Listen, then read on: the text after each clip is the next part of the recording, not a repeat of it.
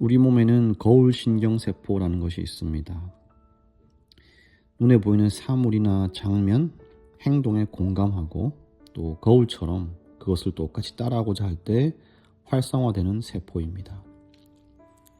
맛있는 음식을 먹는 장면을 보면 입에 침이 고이죠. 또 드라마에서 슬픈 장면을 보면 눈물이 나고요. 교회에서 옆 사람이 하품을 하면 나도 덩달아 하품을 하게 되는 것이, 이게 다 모두 거울신경세포가 활성화될 때 나타나는 현상입니다. 하나님께서 우리 몸에 거울신경세포를 만드신 이유가 있습니다. 하나님의 형상과 모양대로 만들어진 우리가 하나님의 마음과 생각에 공감하고 하나님의 성품을 따라서 살게 하기 위함인 것입니다. 그리고 이 땅에 오셔서 우리에게 본을 보여주신 예수님의 모습을 본받게 하기 위함입니다.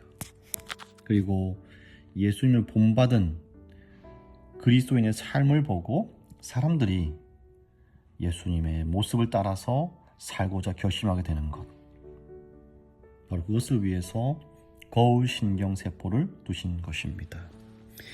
예수님이 폭도들에게 잡히시기 전에 제자들을 불러놓고 이런 말씀하셨습니다. 요한복음 14장 7절에 너희가 나를 알았더라면 내 아버지도 알았으리로다. 이제부터는 너희가 그를 알았고 또 보았느니라.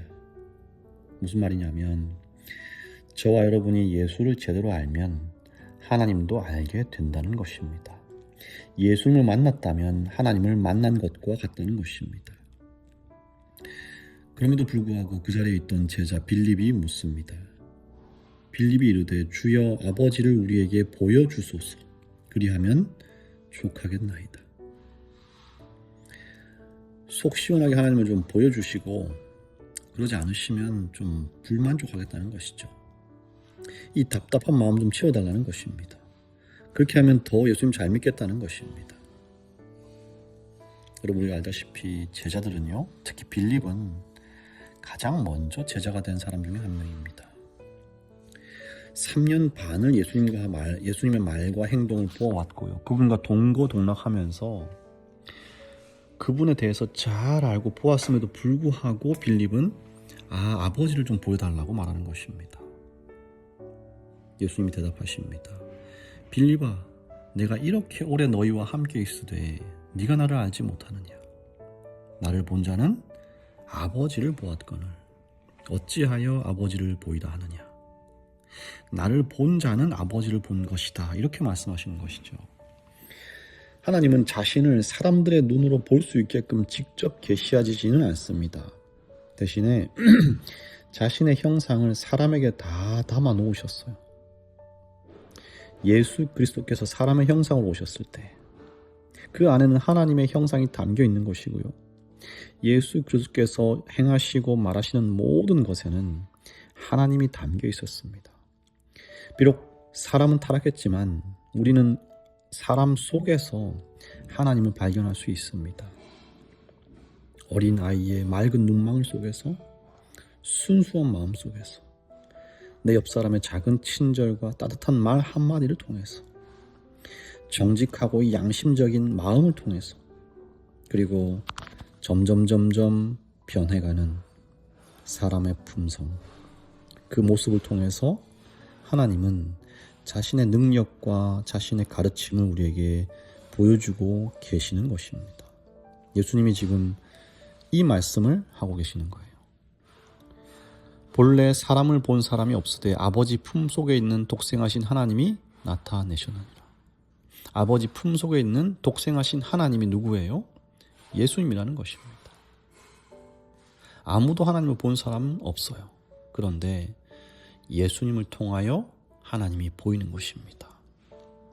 그런 의미에서 오늘 본문인 히브리서 1장을 보면요, 이런 말씀이 있습니다. 3절에 이는 하나님의 영광의 광채시요 그 본체의 형상이시라. 그게 누구시라고요? 예수님. 하나님이라는 본체의 형상으로 오신 분이 바로 예수님이라는 거예요. 많은 사람들이 하나님의 존재를 부정합니다. 왜냐하면 눈에 보이지 않기 때문에 그렇습니다. 오감으로 경험되어지지 않기 때문에 그렇습니다. 그러나 보이지 않는다고 해서 그분이 계시지 않는 게 아니죠. 하나님은 다양한 방법으로 자신을 계시하십니다. 예수님을 통해서, 사람의 형상을 통해서, 이 천연계를 통해서, 일반적이고 특별한 모든 계시를 통하여서 자신이 어떤 분인지를 나타내 보이고 계신다는 사실입니다. 요한복음 14장 11절에 내가 아버지 안에 있고 아버지께서 내 안에 계심을 믿어라. 그렇지 못하겠거든 행하는 그 일을 인하여 나를 믿으라. 사람이 어떠한 사람인지는 우리의 말과 행실로 드러나지 않습니까? 예수님의 말과 행실 속에서는 하나님 아버지의 모습이 그대로 드러난 것입니다. 그래서 사람들이 예수님의 모습을 보고 하나님의 모습을 알 수 있는 거예요. 아버지께서 내 안에 계시기 때문에 그렇다고 말씀하십니다.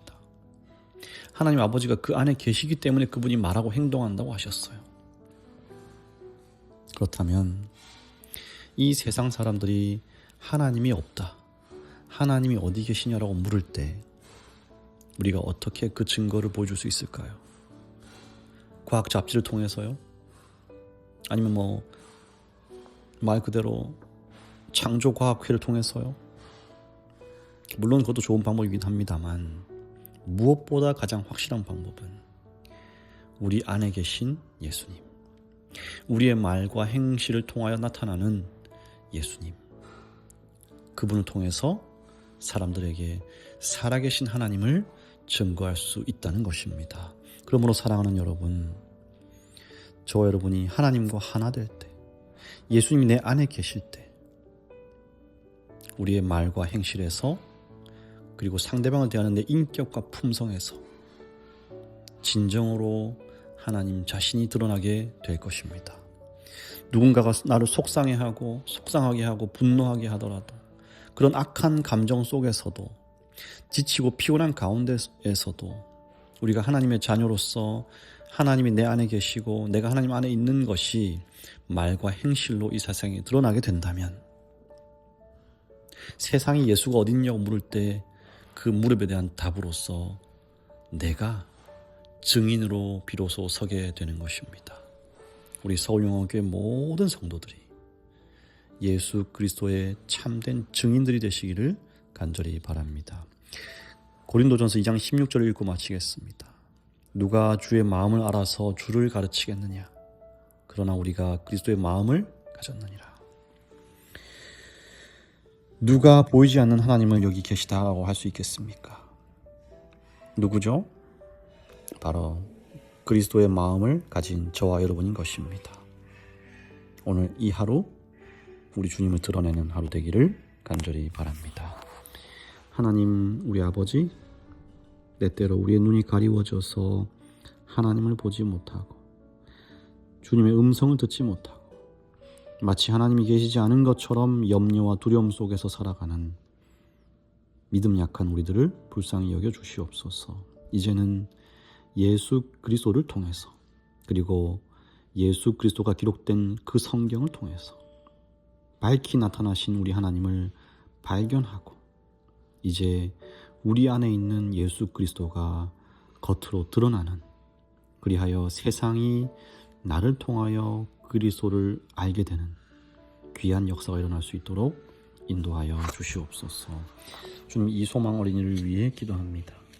주님의 어린이가 몸과 마음이 아프지 않도록 건강함을 책임져 주시고, 언제 어디서든지 주님을 향한 믿음과 그분의 이름에 영광 돌리기 위한, 그것을 위하여 기도하는 그런 소망이 될 수 있도록 함께하여 주시옵소서.